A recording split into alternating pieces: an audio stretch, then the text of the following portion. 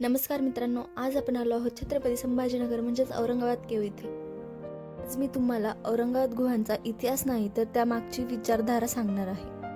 एकाच डोंगरावर एकीकडे बौद्ध गुहा आणि दुसरीकडे हिंदू गुहा।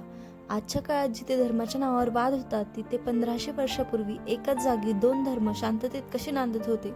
औरंगाबाद केवळ कोणत्याही राजाच्या राजधानीजवळ नाही, कोणत्याही व्यापारी मार्गावर नाही। मग इथे दोन धर्म कसे आले? कारण ही जागा निवडली गेली होती सत्तेसाठी नाही तर साधनेसाठी। त्या डोंगराला प्राचीन काळात मन शांत करणारी जागा म्हणून ओळखलं जायचं। जिथे तलवार नाही तिथे संघर्ष कसा होणार? बौद्ध धर्म म्हणतो इच्छा सोडा दुःख संपेल, हिंदू तत्व म्हणतात मोह सोडा मोक्ष मिळेल। शब्द वेगळा, मार्ग वेगळा, पण ध्येय एकच, आत्मशांती। म्हणून इथे धर्म नव्हते प्रतिस्पर्धी, ते होते सहप्रवासी। औरंगाबाद केव्समध्ये कोठेही भव्य देवालय नाही, कोठेही आक्रमक चिन्ह नाही। कारण इथे प्रश्न होता तू कोणत्या धर्माचा आहेस हा नाही, प्रश्न होता तू किती शांत आहेस।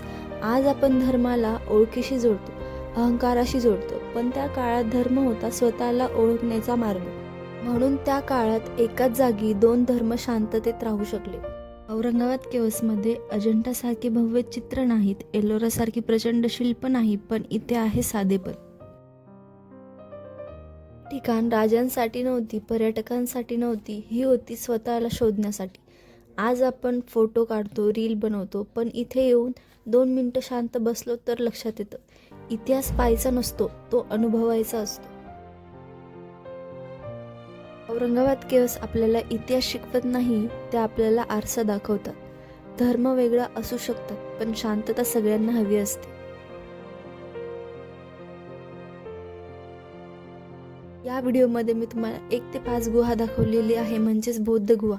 6 ते 10 गुहा म्हणजेच हिंदू गुहांचा सुद्धा तुम्हाला व्हिडिओ पाहिजे असेल तर नक्कीच कमेंटमध्ये सांगा। आणि असेच व्हिडिओ पाहण्यासाठी लाईक करा आणि चॅनलला सबस्क्राईब सुद्धा करा।